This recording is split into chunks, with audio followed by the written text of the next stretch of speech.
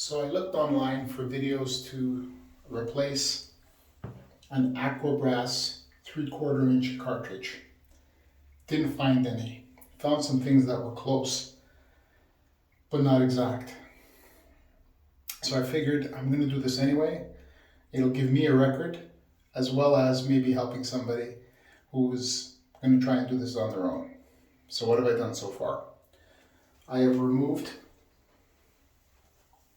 the little knob that's used to adjust the water temperature. My issue is that the water temperature no longer is able to adjust. It's stuck at one temperature, and actually the cartridge doesn't even allow the handle to move. So for those who have ones that are similar to mine, there's a screw here that holds this in. I've removed that screw, and that allows me to remove this handle and gets me to the cartridge. Again, I have isolated the water in the shower. As you can see, my water handles are on, and I'm not getting wet because the water's been shut off. So next step, with flat screwdriver, I'll remove this faceplate to get to mechanical bits and pieces inside. I am by no means a professional, just a home DIYer. So there's nothing here that's going to require, I'm hoping, there's nothing here that's going to require some extensive plumbing background. So basically removing these screws to get this faceplate out. So I've taken the last screw out, just finished, and remove the plate. Put that aside with the screws. It's very important that you cover your drain. Cover your drain with, in this case I've used a carpet, but cover it with whatever you can cover it with. Because the last thing you want is for any screws or any bits and pieces to go down the drain. Then you have a new problem. So this is what mine looks like. I did not know exactly what it was, but I sent some pictures to the plumbing store, and they identified it as an Aquabrass 3/4 inch cartridge. This piece in between inside is what I'm trying to replace. So I've removed the first part. Now this trim ring needs to come out so I can get my adjustable wrench in there to loosen. And I've been told that this plastic piece comes out. So I'm going to be working on getting this plastic piece out first, and then unscrewing this ring to get it out.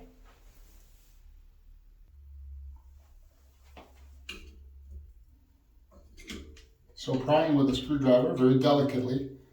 Probably use a bigger screwdriver, but I don't feel like going to get one right now. This one seems to be doing the job.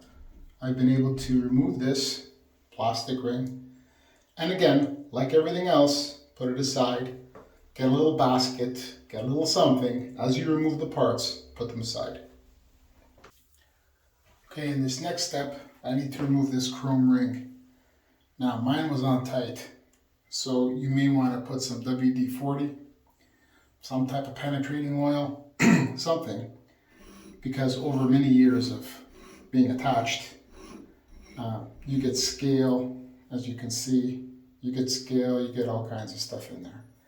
So you'll want to get some penetrating oil or get something to help you remove it, because it ain't going to be easy, and you'll do some damage with tools. So a tip. So I'm getting ready now to remove the cartridge. Putting a rag into the cavity is a good idea, because, and I saw this on another video, the idea that if there is a little water left in the system, you don't want it dripping in behind the wall. So the rag will catch it, will soak it, and you won't have that issue. Again, you can add WD-40, okay? If this has been a long time for this thing to come out, it may be tough. Spray, wait, take 10 minutes, go take a break, come back. And when you come back, you can see I just have an adjustable wrench. Okay, nothing fancy about it. Here is the nut that holds this thing in, and basically make your adjustment. Again, you know, if you have to use some WD-40 or if you have to use something, but get your adjustable wrench on there, tighten it nice and tight, because this is brass, it's soft. So if it's not tight, it'll just slip. And then apply your pressure to get it turning. And it looks like I have what I need to get this thing off. So yours might be a little different. Might be easier, might be harder, but mine managed to come off without too much of a struggle. And you'll get, from what I found, you'll get some more water coming out of the system. So it's good to have that rag. It's good to have whatever you need, not to have water going places you don't want it to go. And there is the cartridge I'm talking about. And as you can see, it's definitely old and worn. And you can see there's still some water coming out of the system from here. You can see there's still water coming out of the system. So my rag is soaking, and you definitely want to make sure you're keeping it from going behind the wall, because that'll end up downstairs or somewhere and stay in the ceiling. And that's what you don't want. I don't do videos for taping and painting. So stay tuned. Well, I'm back from the store and I went and bought myself what they tell me is the replacement cartridge.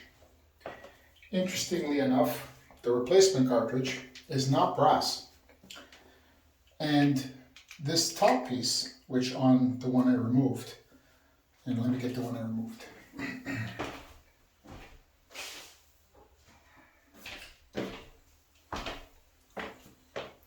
There's the difference. The top piece seems to be attached. Now it could just be through years of being jammed in there and the pressure that's been on it. But this new one looks, well, it's still pretty heavy, not as heavy as this one. Still looks pretty substantial, but quite different, quite different. So let's go about putting this back in, see what happens. For the purposes of this part, I'll just take this plastic piece off.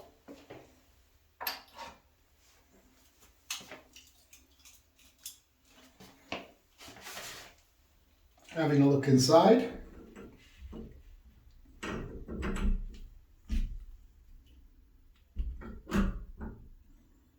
And slide that back in.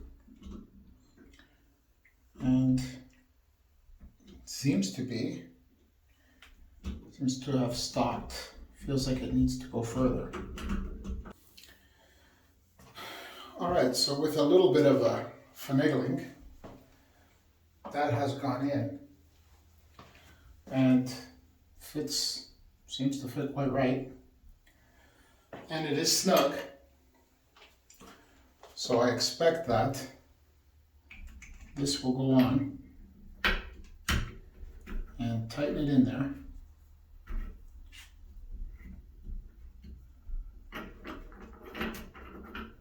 Now this is not metal, it's made of plastic, so very careful not to cross thread it. And I would imagine from a tightening perspective, you don't want to go crazy. So I will just give it a turn until it's snug.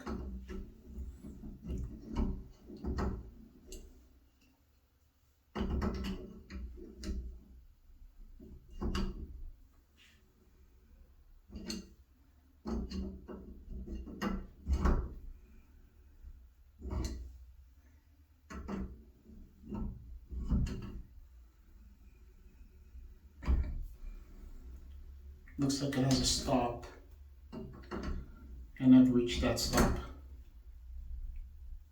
And that's that. Well, that's back in. Now, before putting all this back together, I'm going to put the water back on.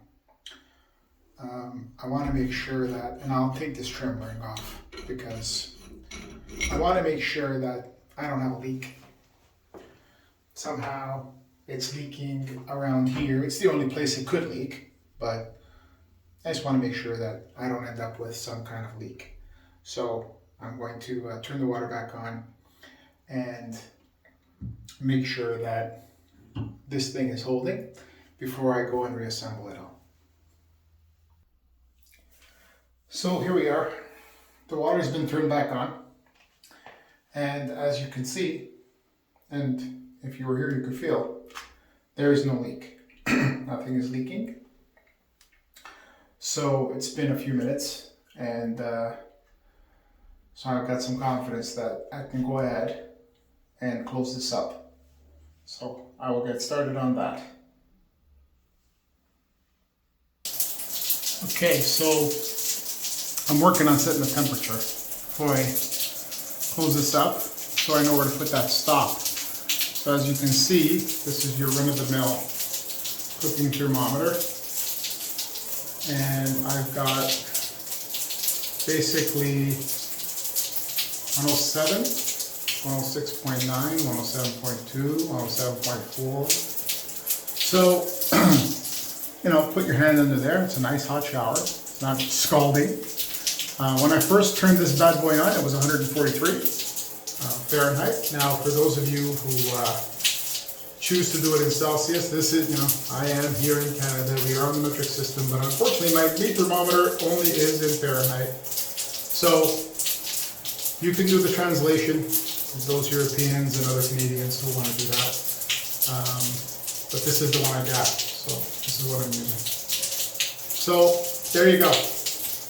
Now we'll set our ring to make sure that what this says is what I have on my dial. So once I put the dial and everything back, I'll put the stopper so that my dial ends up at about 107.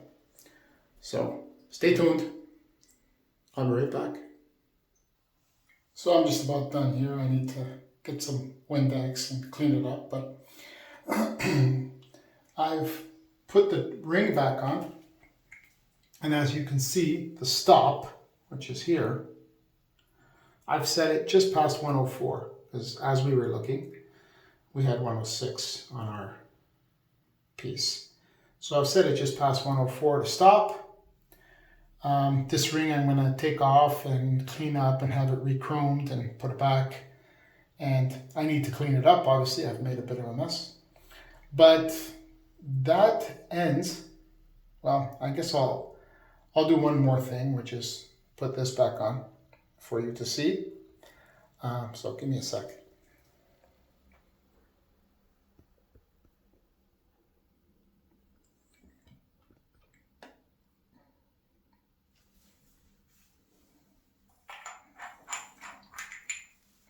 So when I'm putting this back on, you can see there is a red.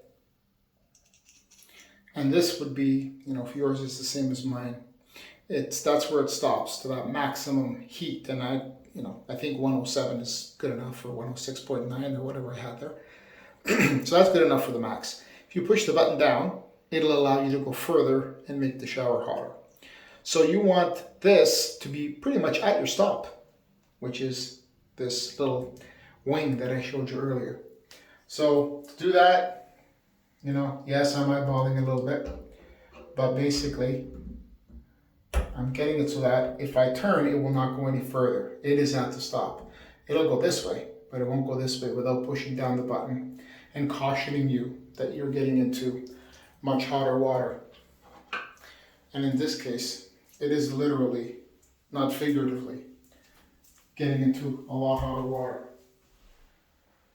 So I take the screw that I had taken out earlier, that came with it, and put that screw back, to hold in my handle, so this way it stays in. Again, you don't have to tighten the crap out of that.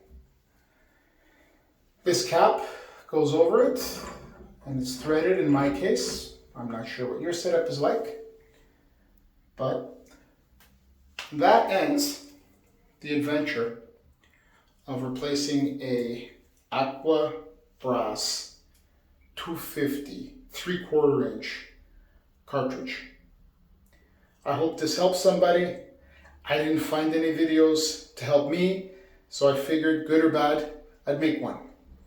I hope this helps someone, and thanks for watching.